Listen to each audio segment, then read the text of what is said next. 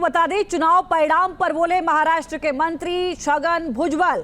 NCP ने 2 सीटों पर चुनाव लड़ा, 1 सीट जीती है। एनसीपी ने महाराष्ट्र की 48 में से 2 सीटों पर चुनाव लड़ा था। किसी ने सोचा था कि यूपी में बीजेपी को इतनी कम सीटें मिलेंगी? ये बड़ी खबर इस वक्त आपको बता दें। एनसीपी की 1 सीट जीतने को लेकर उनका ये बयान, हालांकि लगातार सहयोगी दलों के बयान सामने आ रहे हैं। चुनाव परिणाम के बाद महाराष्ट्र के मंत्री छगन भुजबल, जिन्होंने एनसीपी को लेकर ये कहा कि 2 सीटों पर ही जो चुनाव लड़ा था उसमें 1 सीट जीती है। क्या कुछ कहा उन्होंने, सुनिए। 48 सीटों में हमको कितनी सीटें दी गई? 4।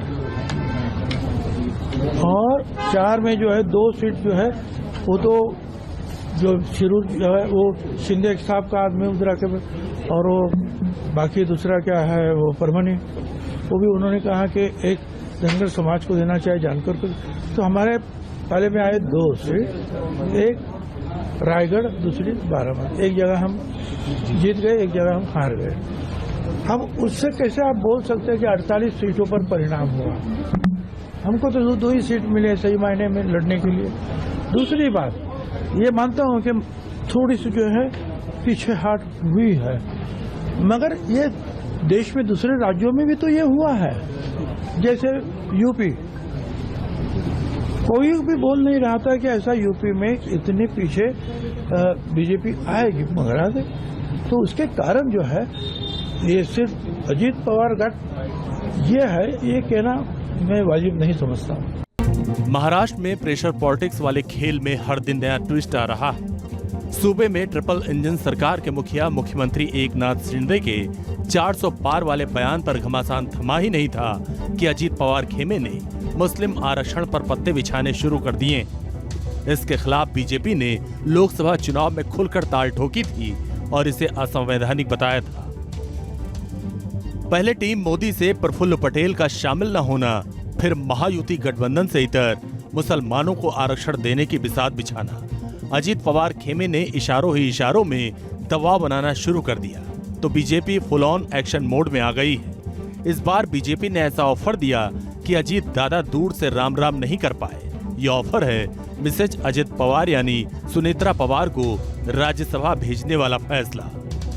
आणि त्यांनी पुढाकार घेऊनच त्यांनी त्यांचा पण कार्यकर्त्याबरोबर हा आग्रह होता की मी उमेदवारी घ्यावी, आणि त्याच्यामुळे ही सगळ्याच पक्षाच्या सगळ्याच संमतीनं ही उमेदवारी जाहीर करण्यात आलेली आहे। बारामती लोकसभा सीट पर अपनी ननद सुप्रिया सुले से शिकस्त खाने के बाद अब सुनेत्रा पवार राज्यसभा के रास्ते संसद में दस्तक देंगी।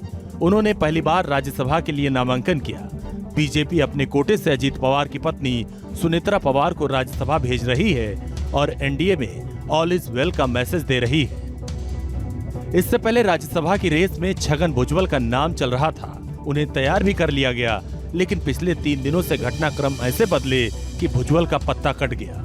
महाविकास अघाड़ी यानी इंडिया गठबंधन को इसी में जोड़ तोड़ का खेल नजर आने लगा। एक दिल से जो है निर्णय लिया है कि सुमित्रा ताई पवार को जो है राज्यसभा की उम्मीदवारी दी जाए, तो सबको साथ लेकर चर्चा करते हुए जो है ये निर्णय होते हैं। सर ऐसी प्रफुल्ल पटेलना राज्यसभेवर जायचे, छगन भुजबळांना, अशा अनेक गोष्टी त्या पक्षामध्ये आहेत, शिंदे गटामध्ये आहेत। हळूहळू हे सगळे गट जे निर्माण झाले त्या सुद्धा दुफळ्या मासतील। लोकसभा चुनाव में बीजेपी को हुए नुकसान और उसके बाद जारी घमासान पर संघ की भी पैनी नजर है। आरएसएस के मुखपत्र ऑर्गेनाइजर का एक लेख चर्चा में है, जिसमें महाराष्ट्र में हुए नुकसान को लेकर अजीत पवार की एनसीपी पर टिप्पणी की गई। दिग्गज लेखक और संघ विचारक रतन शारदा ने लोकसभा चुनाव के नतीजों पर एक लेख लिखा। इसमें वो कहते हैं, महाराष्ट्र अनावश्यक राजनीति का एक प्रमुख उदाहरण है। अजीत पवार की अगुवाई में एनसीपी का एक धड़ा बीजेपी में शामिल हुआ, जबकि बीजेपी और शिवसेना के पास बहुमत था। शरद पवार का 2 से 3 साल में प्रभाव खत्म हो जाता, क्योंकि एनसीपी खुद ही अंदरूनी कलह से जूझ रही थी। अलग होने के बाद अजीत पवार गठबंधन की ताकत नहीं बढ़ा पाए। बीजेपी को राज्य में नुकसान हुआ। 2019 की तुलना में सिर्फ 9 सीटें ही मिली, 7 शिंदे की शिवसेना और सिर्फ 1 सीट अजीत पवार को। चाचा से बगावत करने के बाद भले ही अजीत पवार कोई खास कमाल नहीं दिखा पाए, मगर मराठा क्षत्रप शरद पवार जरूर नए तेवर के साथ मैदान में आ गए हैं। अपने गढ़ बारामती में शरद पवार ने शक्ति प्रदर्शन किया और एक बार फिर दावा किया कि लोकसभा चुनाव के बाद अब विधानसभा नतीजों में परिवर्तन दिखेगा।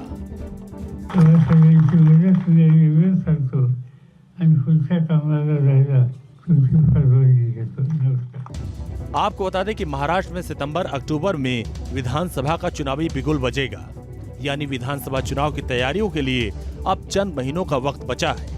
इसलिए महाराष्ट्र की राजनीति में उथल पुथल की किसी भी संभावना से इनकार नहीं किया जा सकता। आपको बता दें, चुनाव परिणाम पर बोले महाराष्ट्र के मंत्री छगन भुजबल। एनसीपी ने 2 सीटों पर चुनाव लड़ा, 1 सीट जीती है। एनसीपी ने महाराष्ट्र की 48 में से 2 सीटों पर चुनाव लड़ा था। किसी ने सोचा था कि यूपी में बीजेपी को इतनी कम सीटें मिलेंगी? ये बड़ी खबर इस वक्त आपको बता दें। एनसीपी की 1 सीट जीतने को लेकर उनका ये बयान, हालांकि लगातार सहयोगी दलों के बयान सामने आ रहे हैं। चुनाव परिणाम के बाद महाराष्ट्र के मंत्री छगन भुजबल, जिन्होंने एनसीपी को लेकर ये कहा कि 2 सीटों पर ही जो चुनाव लड़ा था उसमें 1 सीट जीती है, क्या कुछ कहा उन्होंने, सुनिए। 48 सीटों में हमको कितनी सीटें दी गई? 4,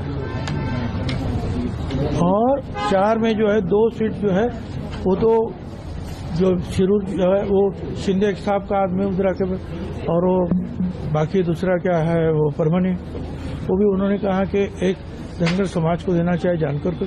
तो हमारे पहले में आए 2 सीट, एक रायगढ़, दूसरी बारामती। एक जगह हम जीत गए, एक जगह हम हार गए।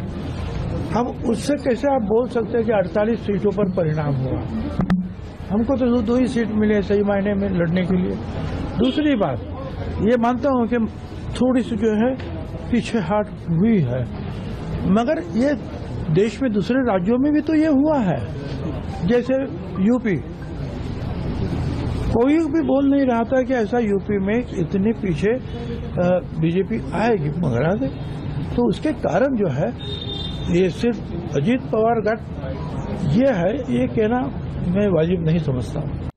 महाराष्ट्र में प्रेशर पॉलिटिक्स वाले खेल में हर दिन नया ट्विस्ट आ रहा है। सूबे में ट्रिपल इंजन सरकार के मुखिया मुख्यमंत्री एकनाथ शिंदे के 400 पार वाले बयान पर घमासान थमा ही नहीं था कि अजीत पवार खेमे ने मुस्लिम आरक्षण पर पत्ते बिछाने शुरू कर दिए।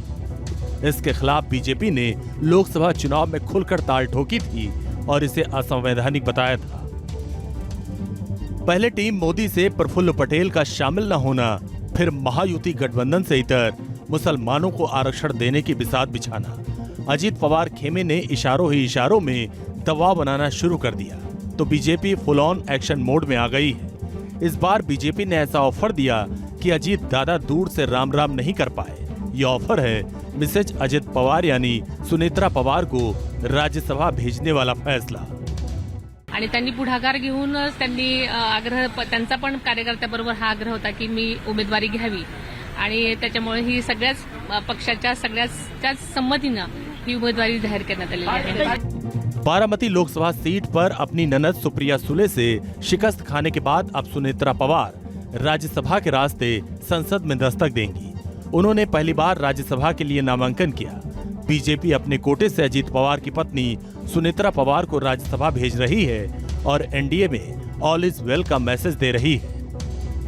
इससे पहले राज्यसभा की रेस में छगन भुजबल का नाम चल रहा था, उन्हें तैयार भी कर लिया गया, लेकिन पिछले 3 दिनों से घटनाक्रम ऐसे बदले कि भुजबल का पत्ता कट गया।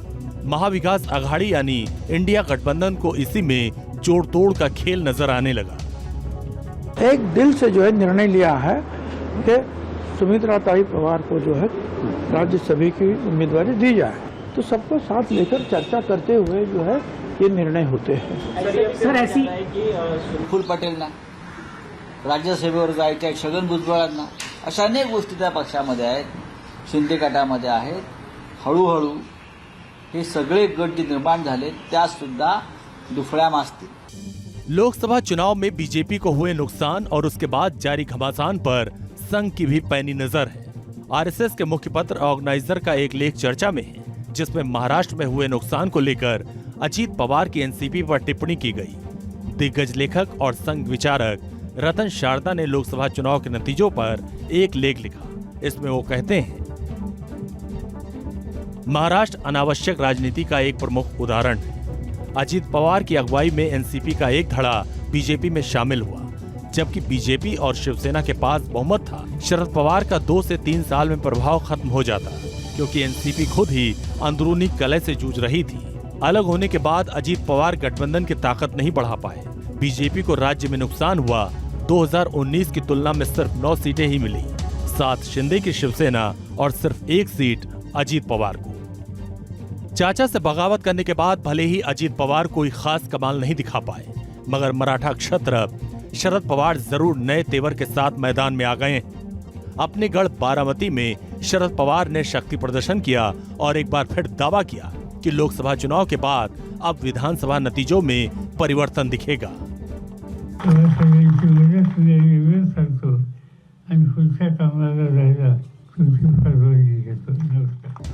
आपको बता दें कि महाराष्ट्र में सितंबर-अक्टूबर में विधानसभा का चुनावी बिगुल बजेगा, यानी विधानसभा चुनाव की तैयारियों के लिए अब चंद महीनों का वक्त बचा है।